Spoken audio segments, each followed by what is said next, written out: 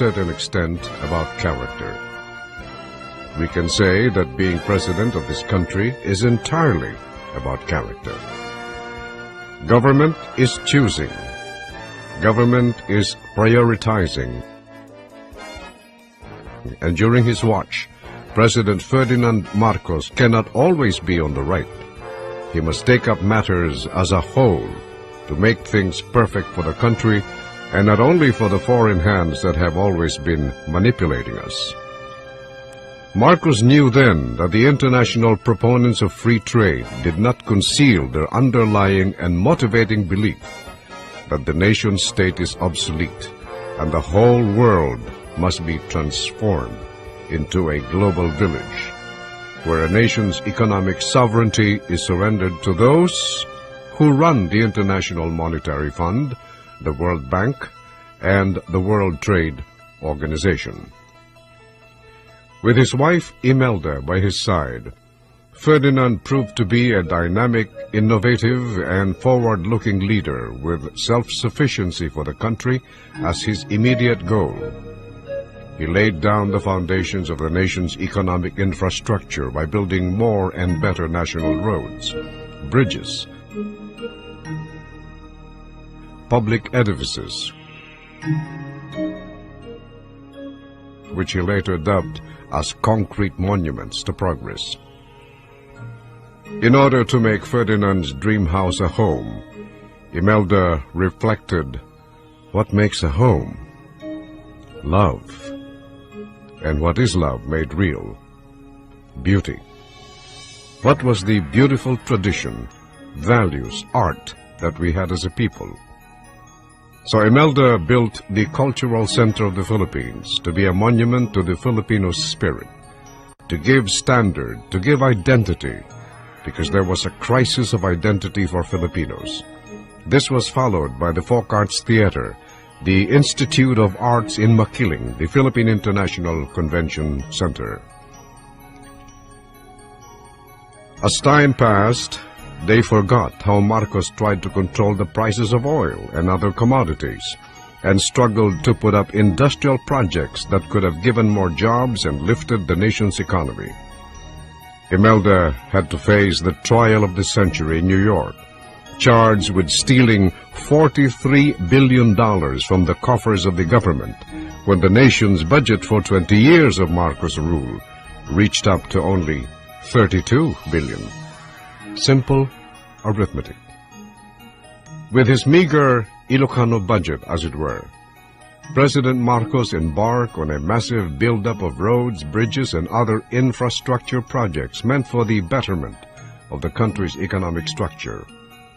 Sad to say, the succeeding presidents had little to show, despite their huge benefits. A summary of government expenditures from 1966 to 1997. Number 1. President Ferdinand Edralin Marcos, 1965 to 1986, 20 years, $486,273 million. Number 2.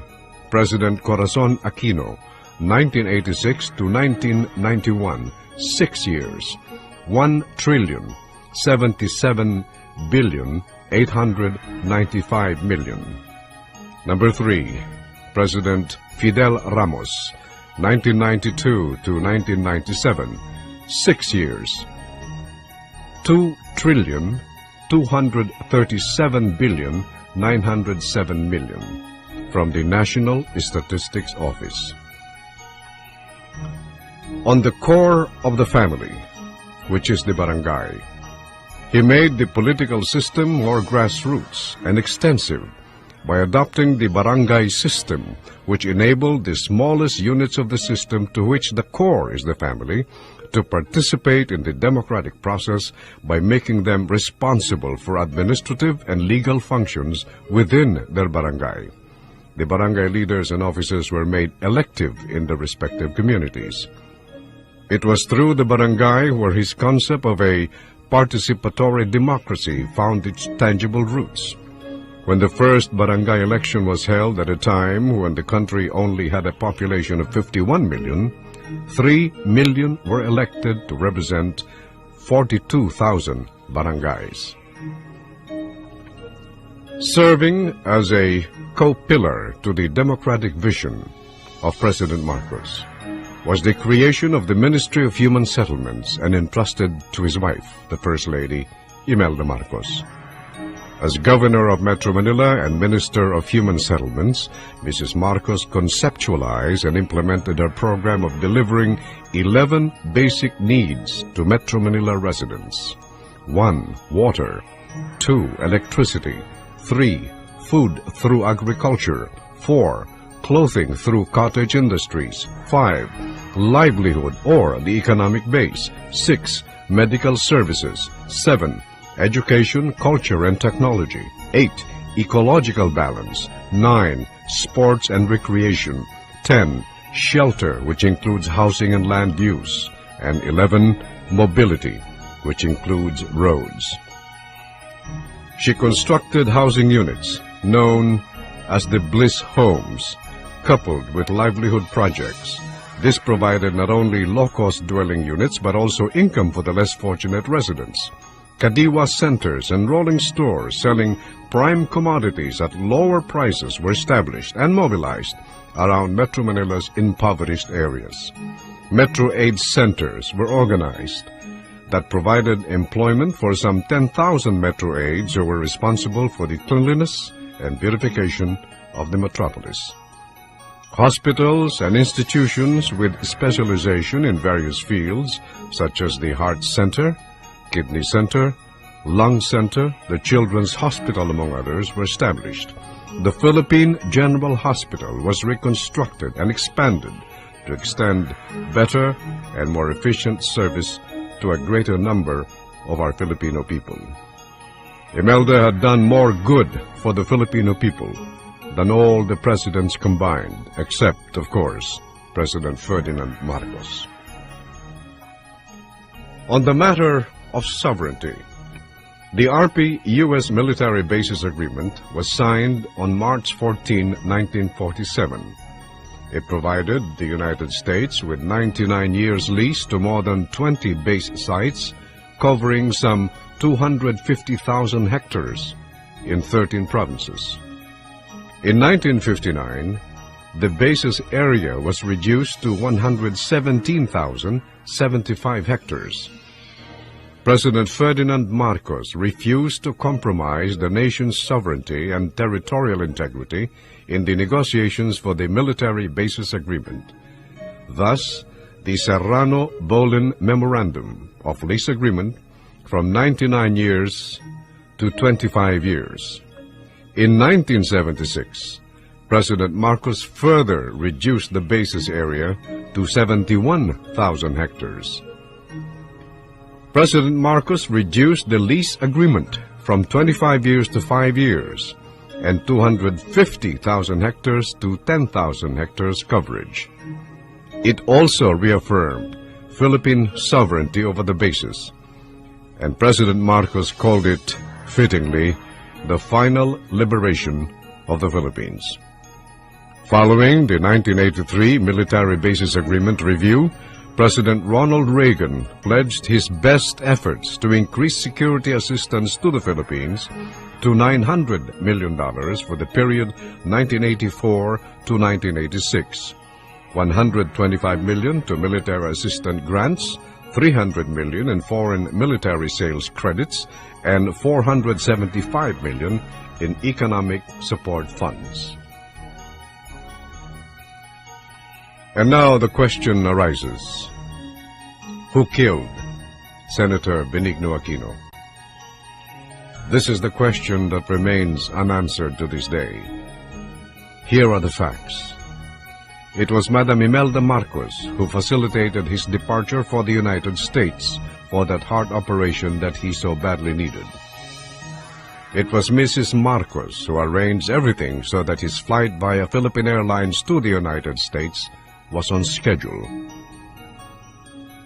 Upon learning of his desire to come home reached President Marcos, it was again Mrs. Marcos who was sent to the United States to ask him to delay his flight home due to an intelligence report that some people wanted to do him harm. It was Mrs. Marcos who frequently had dialogue with Senator Aquino then during Mrs. Marcos's frequent trips to the United States on official basis. But all these were naught. He was being given the wrong information. The biggest lie of all was that President Marcos was dying. All the admonitions for him to delay his trip fell on deaf ears. He insisted on coming home after being fed the erroneous information that Marcos was dying. The rest, as you know, is history. A tragic mistake in judgment on his part. A tragic error that cost him his life. Who killed Ninoy? Let it be enough when we say maybe. Whoever did him in still walks amongst us. On the question, was Marcos a dictator? The answer, no. Marcos was a great Democrat. A dictator never calls for an election. 16 elections. 1 in November 9 of 1965. 2 November 14 of 1967. 3 November 11 of 1969.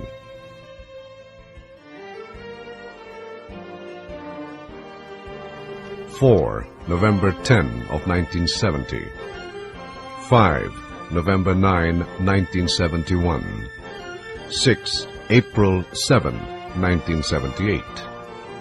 April 27, 1978. 8 May 7, 1979. 9 May 27, 1979. 10 January 30, 1980. 11 June 16, 1981.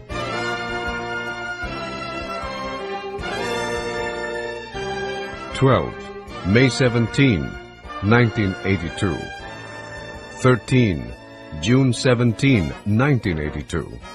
14 May 14, 1984. 15 February 7 of 1986.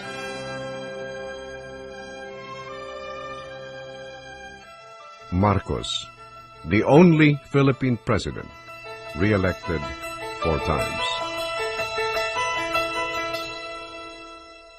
Cory Aquino stole the presidency of 1986.